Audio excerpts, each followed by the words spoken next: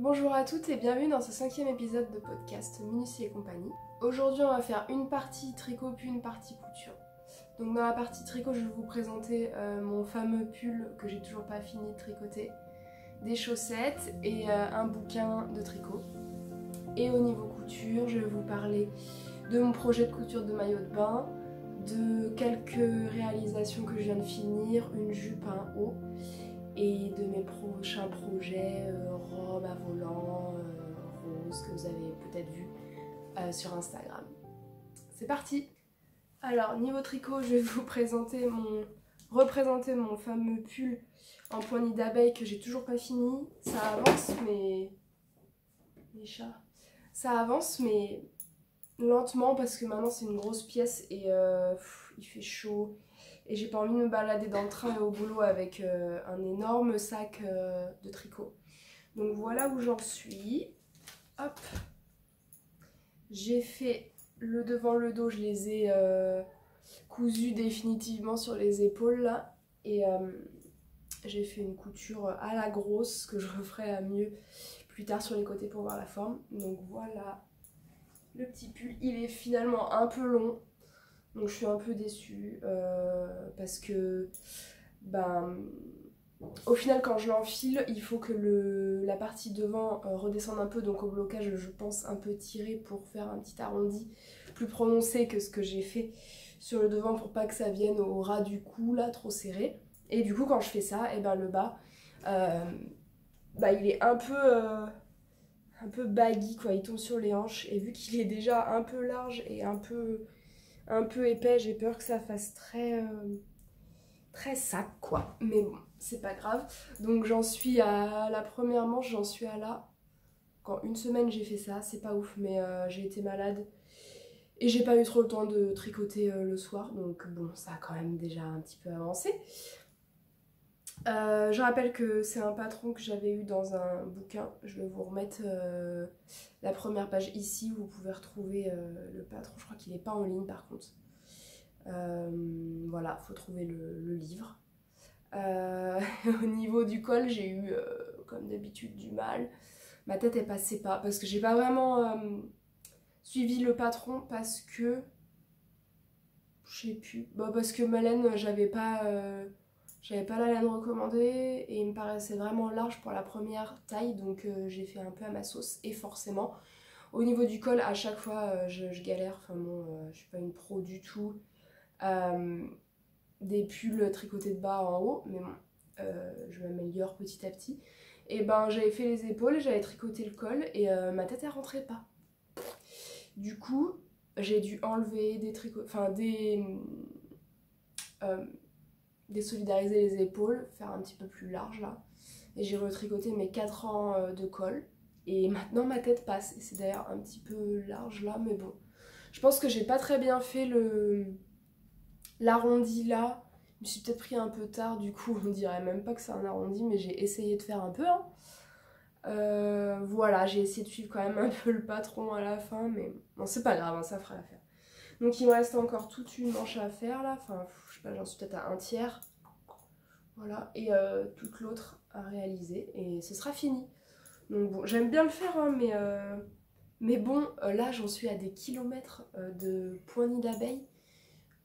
C'est long, donc bon, et là c'est un peu rébarbatif, c'est toujours pareil quoi, les manches on connaît. Donc voilà, et si jamais vous avez un petit tips pour, je sais pas si ça existe, hein, mais si jamais je pouvais faire en sorte de raccourcir le pull en bas là, je sais pas si c'est faisable. Je me disais, est-ce que ce serait pas possible de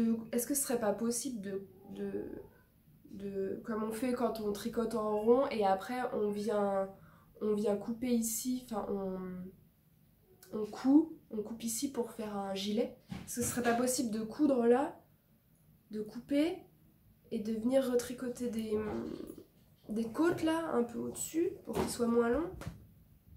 Je sais pas, dites-moi ce que vous en pensez. Autrement je le laisserai comme ça, mais je l'aimerais vraiment mieux s'il était un peu plus court, donc bon. Voilà, donc ça c'est mon histoire de pull nid d'abeille. Il me reste ça plus un écheveau entier. Je sais pas si ça va suffire pour les manches, j'espère. Autrement, je recommanderais, hein, on n'est pas à quelques semaines de plus. De toute façon, d'ici l'automne, j'ai le temps. Voilà pour ce petit pull. Mais il sera bien chaud. Après, ah oui, il faut que je vous fasse voir.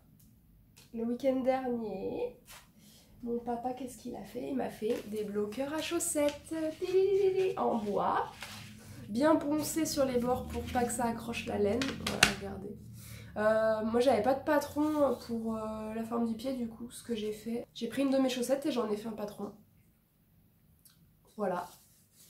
Donc j'en ai 1, 2, 3, 4 paires. Et là du coup sur celle-là je peux vous présenter ma paire de chaussettes avec le motif épi de blé que j'avais commencé peut-être au mois de février-mars je crois et que j'ai enfin fini. Voilà ce que ça donne. Au final on voit pas beaucoup les motifs avec la couleur. Enfin ça ressort pas énormément sur mon pied mais bon c'est pas grave. Donc c'est toujours le modèle Highlight Socks de Tin Can Knits que je fais toujours. Je commence à le connaître un peu par cœur. Et à chaque fois je modifie le motif du dessus. Voilà, je crois que c'est pour ma taille, il y a 30 mailles dessus. Donc il suffit de caler un motif sur 30 mailles et hop, c'est parti, on suit le patron et on change le motif du dessus, quoi. Donc c'est super pour cet hiver. Et la deuxième, elle est là, je ne l'ai pas encore lavée, alors le motif il est un peu moins... Enfin, on voit que il y a un peu des vagues. Mais voilà, sur les super bloqueurs à chaussettes, comme ça cet hiver, je pourrais faire sécher mes chaussettes convenablement pour qu'elles prennent une forme de pied directement, quoi. Donc voilà. Je suis super contente. Hop, avec tout ça, il y a de quoi faire.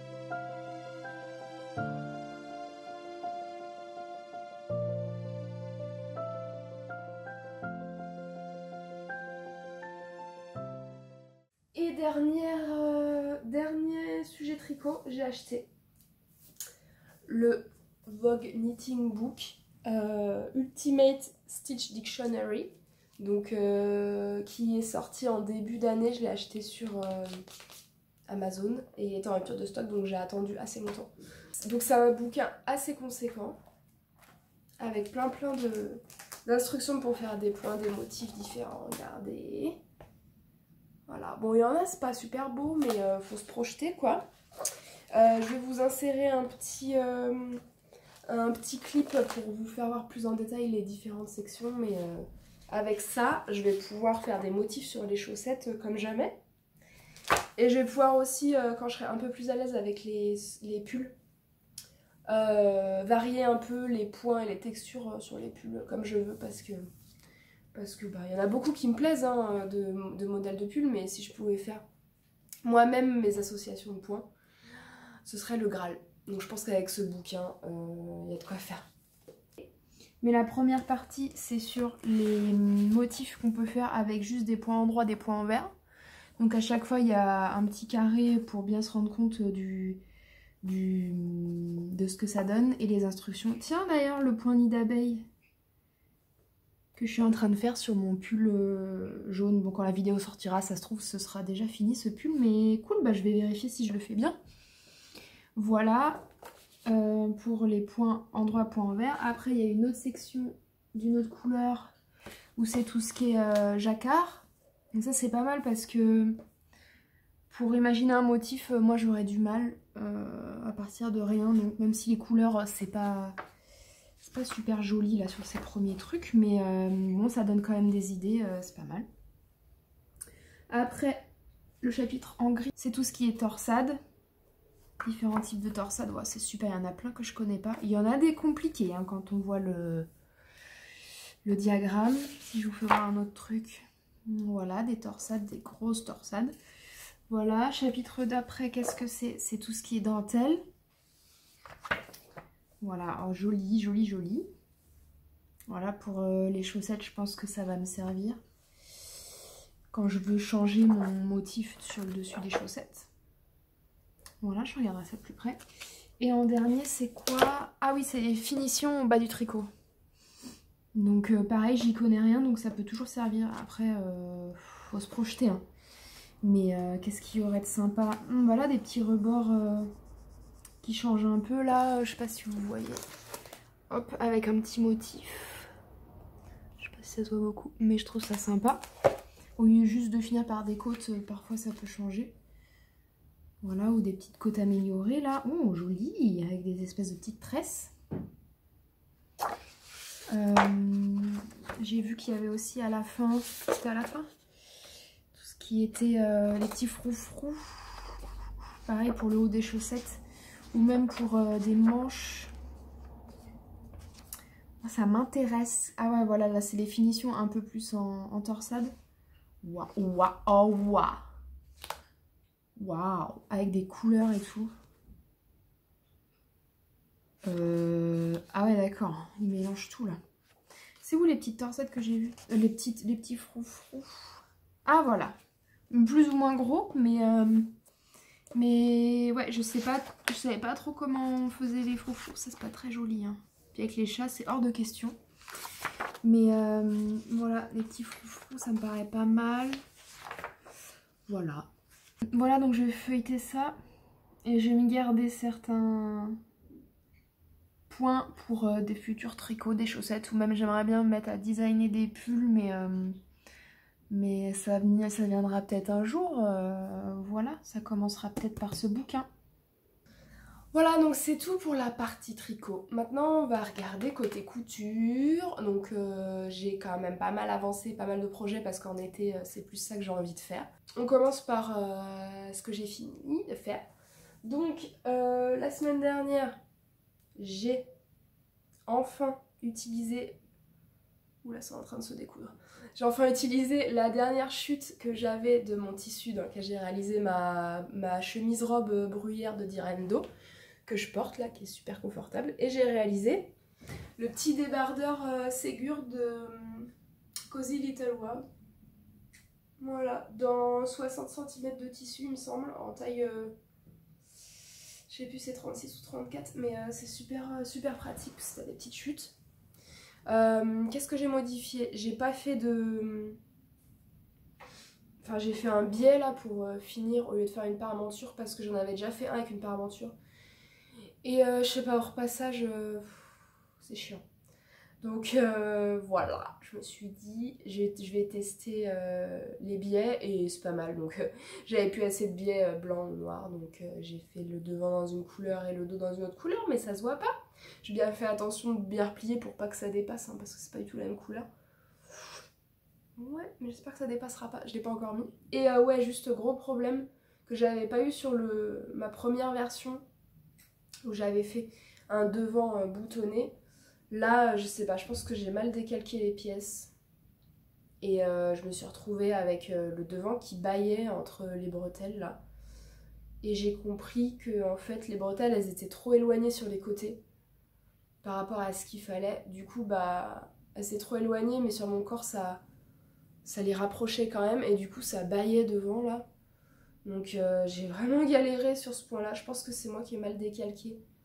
Sur la même pièce de patron, il y a la version standard comme ça et la version avec patte de boutonnage sur le devant. Et du coup, il faut bien faire attention quand on décalque ou qu'on découpe de ne pas prendre la patte de boutonnage en compte quand on découpe le devant. Et peut-être, je m'étais dit il faut faire attention, mais peut-être qu'au final j'ai pas fait gaffe. Et j'ai découpé avec la marge pour la patte de boutonnage et du coup, bah ça a fait que c'était trop large. Donc bon, ça m'a pris un peu la tête, mais c'est pas grave, je suis quand même contente du résultat. Alors pour vous expliquer, au début, je voulais faire avec un petit froufrou devant là pour que ça fasse pas trop pièce standard quoi. Mais ça baillait devant et je pensais que ça venait du froufrou. mais pas du tout. Donc j'ai tout enlevé, j'ai enlevé le froufrou, je me suis dit on va faire simple parce que là ça va pas. Et donc j'ai refait avec pas de froufrou standard, toujours le même problème, ça baillait, c'était moche devant. Et j'avais plus envie de tout enlever et je sais même pas si j'aurais pu rattraper ça convenablement parce que le tissu, bah, il était coupé quoi. Et donc ce que j'ai fait, j'ai rabattu hop la pointe où il y a la bretelle, hop vers le milieu comme ça de 1 cm, puis j'ai cousu, donc ça fait un espèce de truc bizarre là. Mais l'aviez-vous vu? Je ne suis pas sûre. Donc ça va rester comme ça. En plus c'est plus proéminent d'un côté que de l'autre. Alors bon, ça c'est peut-être moi qui ai mal découpé, qui ai mal cousu parce que j'ai enlevé et refait plusieurs fois, donc à un moment bah il y avait plus de... Enfin, le haut là avec les pointes des bretelles, pour les bretelles ça se voyait plus trop, donc j'ai peut-être pas mis parfaitement où il fallait les bretelles, mais bon. Voilà, donc des deux côtés j'ai fait ça. Je pense que je vais laisser comme ça. On m'a dit qu'il y avait peut-être d'autres manières de faire que ça se voit moins. Je vais tester, je l'ai pas encore porté. Je vais tester, voir si ça se voit beaucoup. Mais bon, vu qu'il est un peu large, ça fait des plis, ça se voit pas trop quoi. Donc on va rester comme ça. Mais galère quand même ce truc. Alors que franchement, je vous recommande le patron et il est très bien, très simple. Ça doit être moi qui me suis trompée. Si jamais je le refais, je pense que je vais le refaire. Je vous dirai. Mais je vais passer beaucoup plus de temps que prévu. Mais je suis quand même contente et j'adore ce tissu. Pour l'été, ça va être super.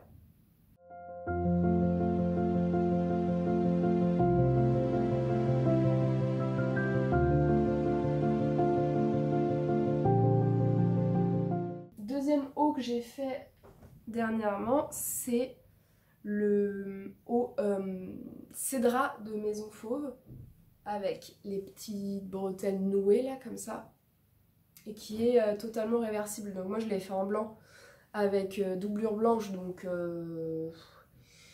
qu'il soit réversible, je vais pas forcément l'utiliser, à moins qu'il soit taché à un moment, ça c'est possible, pas bête. Voilà, donc simple avec des pinces et avec un V aussi dans le dos comme ça, qui est assez creusé, hein, donc voilà, sachez-le. Moi, si je le refais, je pense que je creuserai un peu moins le dos. On voit pas le soutien-gorge, mais ça fait quand même dos très dégagé, donc à vous de voir. Voilà, et je l'ai fait en taille 34 et c'est un peu serré. J'ai pas vraiment réfléchi, comme d'habitude. Donc, je vais voir si je vais peut-être découdre les côtés et mettre une bande de broderie. Je pensais à ça la nuit dernière. Donc voilà, du coup il serait plus réversible. Je ferai en sorte de coudre. Ouais, je pense que ça serait de coudre les deux épaisseurs doublure et tissu principal avec une bande assez large, hein, j'aimerais bien, pour faire en sorte de retrouver un peu d'aisance. Voilà, sur le côté, là sur les deux côtés, je pense que ça pourrait être pas trop mal. Par contre, il faut que je trouve une bande de dentelle blanche du même blanc, quoi. Va falloir chercher. C'est pas pressé, hein, je peux le mettre, mais je sens que je suis un peu serrée, quoi. Donc ça m'arrive souvent hein, de faire ça. Faut que je fasse en sorte de plus regarder les mensurations au lieu de me lancer comme ça dans l'inconnu. Voilà. Et je suis super contente, hein. Il tombe bien, il est large, plus bas, enfin c'est juste au niveau de la poitrine où c'est un peu serré et j'aime bien les petites épaules. Donc je vous recommande aussi, c'est un patron gratuit. Et il existe aussi avec des empiècements en V là sur le devant comme ça, si vous voulez faire de plusieurs couleurs. Donc c'est super et gratuit en plus. C'est toujours sympa. Voilà. Alors, troisième réalisation couture, c'est la fameuse petite jupe dont je vous avais parlé dans le dernier podcast. La jupe Havana de Cozy Little World. Elle est pas super jolie. Dans un tissu que j'avais trouvé chez Emmaüs. Le fil aussi vient de chez Emmaüs. Donc voilà, on est dans l'upcycling total. Elle est super jolie. Bon, par contre, ça se froisse pas mal. Hein. Je sais pas ce que c'est comme matière. J'ai fait le test avec la flamme là. J'ai pas l'impression que ce soit du synthétique. Même un mélange avec du synthétique. Mais bon, ça vaut pas grand chose à mon analyse. Donc voilà, quelques petites particularités. Je l'ai doublé parce que c'était assez transparent comme tissu. Voilà, et c'est tout. Ah si, j'ai fait des petites poches parce que c'est toujours sympa. Donc je voulais pas utiliser trop de tissu, donc j'ai fait les poches dans la doublure et j'ai juste fait l'entrée de poche dans le tissu principal, là, comme ça. Voilà, des deux côtés. Et sinon, bah, c'est super simple, hein. J'ai mis l'élastique au milieu, la petite ceinture, rien de compliqué, patron gratuit. Enfin, on peut donner ce qu'on veut à la créatrice sur le site. Je vous mettrai le lien dans la description. Et c'est super simple, hein, c'est que des rectangles. Le plus compliqué, bah, c'est de mettre l'élastique correctement, je dirais, et de faire les petits passants parce que bah, c'est des petites pièces et c'est toujours un peu galère pour commencer la couture de ça. Mais voilà, c'est ma deuxième et je pense que je vais en faire d'autres parce que pour l'été, c'est vraiment sympa. Et ça va bien avec mon petit haut cédra blanc là pour l'été, très estival. Voilà, et il me reste dans ce tissu bah, encore un métrage assez conséquent du bleu-vert, mais je vous avais dit, je l'avais trouvé chez Emmaüs. Et il y a des trous, il reste quelques petits trous par-ci par-là dans le tissu, donc j'aurais voulu faire un haut assorti à la jupe, parce que j'avais vu une robe sur Instagram comme souvent, que j'avais vraiment aimé avec des froufrous sur le devant là. Je vais vous mettre une petite photo. Et au début je m'étais dit bah je vais me faire une robe d'un seul tenant qui ressemble à ça, dans un tissu vert, bleu-vert. Mais au final, bah, vu que j'ai fait la jupe et qu'il me reste du tissu, bah, je pense que je vais réussir quand même à faire un haut dans ce qui reste. Et en combinant les deux, je pense que ça fera une robe où on y verra du feu. Et en plus, ce sera c'est toujours pratique parce que l'hiver, je peux réutiliser le haut ou le bas séparément et ça me fait plus de possibilités de tenue. Donc affaire à suivre. Je sais pas si je vais le faire tout de suite parce que si c'est manche longue, en ce moment il fait quand même assez chaud. J'ai pas trop envie de coudre des trucs pour l'automne, l'hiver pour l'instant, donc on verra, mais je le garde dans le stock. Et le tissu vert que j'ai acheté chez Emmaüs, et comme on avait vu avec la vendeuse, il y a des trous à certains endroits. Donc ce que j'ai fait, c'est que je les ai entourés en noir pour voir où est-ce qu'ils étaient et voir comment j'allais répartir mes pièces. Du coup, c'est quand même des gros trous, hein.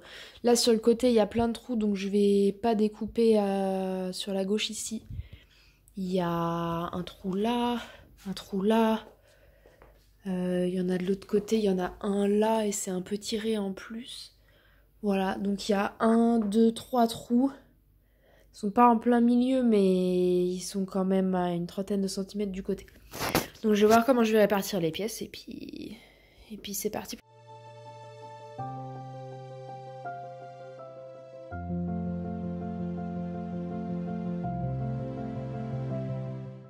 Alors actuellement j'en suis là dans ma jupe Havana bleu-vert. Donc j'ai découpé mes deux grands rectangles principaux. J'ai fait une doublure en blanc parce que je pense que le tissu est un peu transparent. J'ai découpé ce qu'il fallait pour les poches, les deux ceintures et la bande pour faire les passants. Voilà, il n'y a plus qu'à.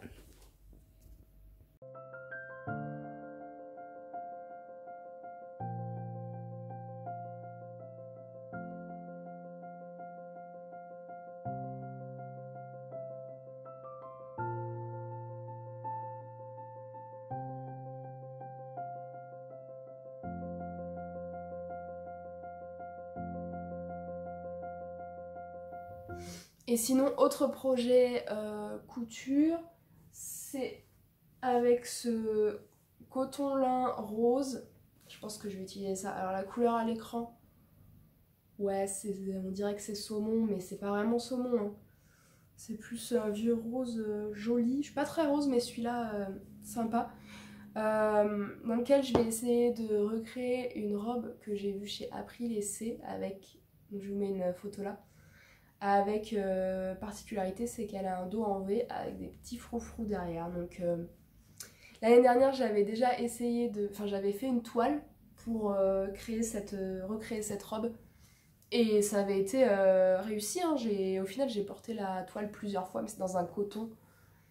Et je trouve que ça se froisse quand même beaucoup, 100% coton, c'est pas super pratique quoi. et les finitions sont comme ça parce que c'était l'été dernier et j'avais pas encore trop d'expérience couture.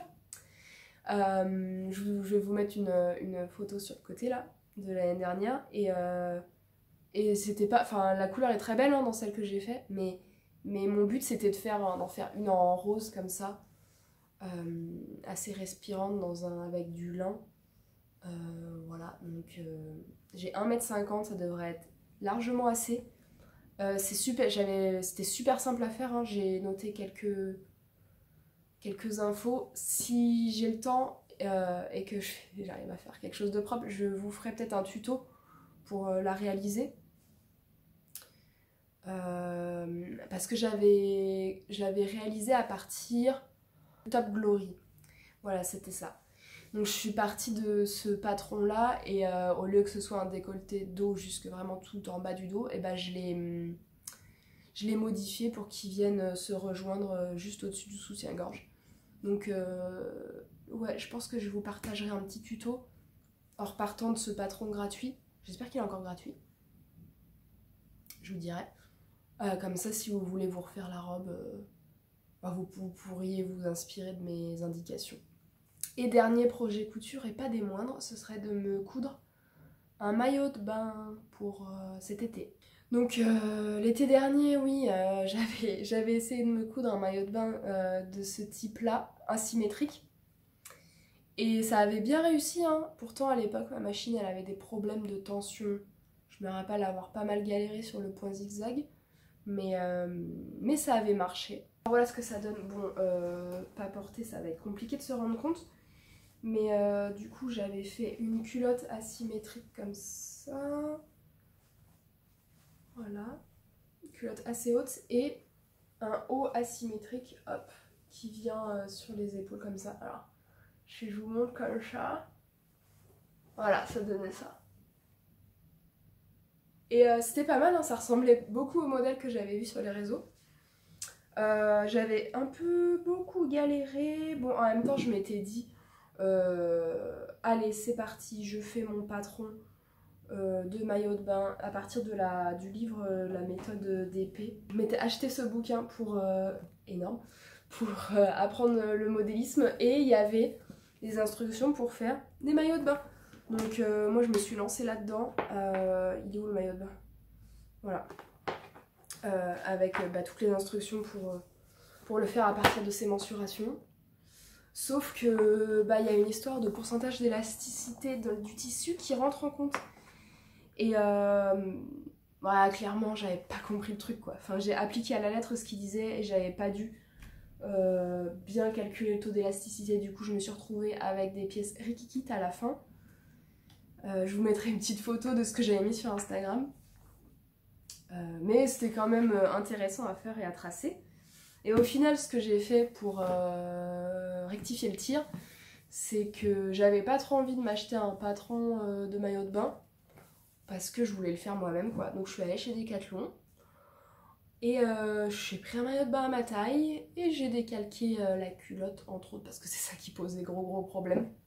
J'ai décalqué la culotte d'un maillot de bain Decathlon dans la cabine d'essayage. J'étais venue avec mon papier à décalquer et mon crayon de papier. Et au final, c'est pas mal, sauf que faut que je reprenne encore parce que au niveau des échancrures, c'est trop large. On le voit là, j'aurais dû le voir, mais bon, j'avais pas trop de... J'aurais dû prendre une culotte normale, me diriez-vous. Mais je sais pas, j'avais envie d'aller décalquer un truc chez Decathlon, quoi. Voilà, ça c'est tout moi. Et c'est trop large là, du coup, ça fait des plis au niveau de l'entrejambe, c'est vraiment pas très joli, quoi. Donc voilà, donc pour ce maillot de bain, nouveau maillot de bain 2021, donc j'ai envie de faire à peu près la même forme. D'ailleurs je retrouve pas les pièces de patron qui m'ont aidé à faire ça.